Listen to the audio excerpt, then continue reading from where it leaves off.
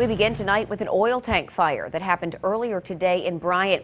Two viewers, Jason and Tyler Wesley, caught the second of two explosions on camera. Good evening and thanks for joining us tonight. I'm Kristen Gilfoos. News 3's Whitney Miller picks up our top story coverage tonight from the Lampstand Nursing Home. Whitney, good evening.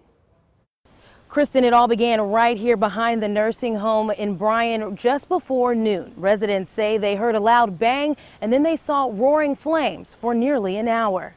The first one I must have missed, but there was two.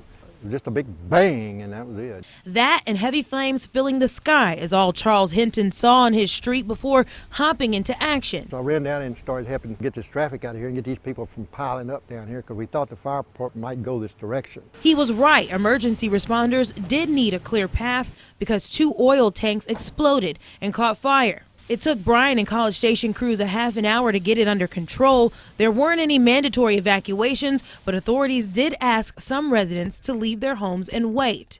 But the problem, some people weren't listening. This cul-de-sac was filled with people just trying to spectate, something Charles was trying to prevent after police said that there would be another explosion as the gas burned off. I don't know how big the explosion is going to be. So I figured if I could keep people down this far, we'd be far enough away from it, it wouldn't do any damage, hopefully. Brent Umstead also lives on that street and says getting to his house was chaotic. Everybody was pulled over on the side of the roads, taking pictures. Something he says he just doesn't understand. I understand the curiosity, but at the same time, emergency vehicles need to get here in a timely fashion, and, pictures aren't that important. Now that all clear was given at about 1 p.m. this afternoon, and thankfully no one was hurt.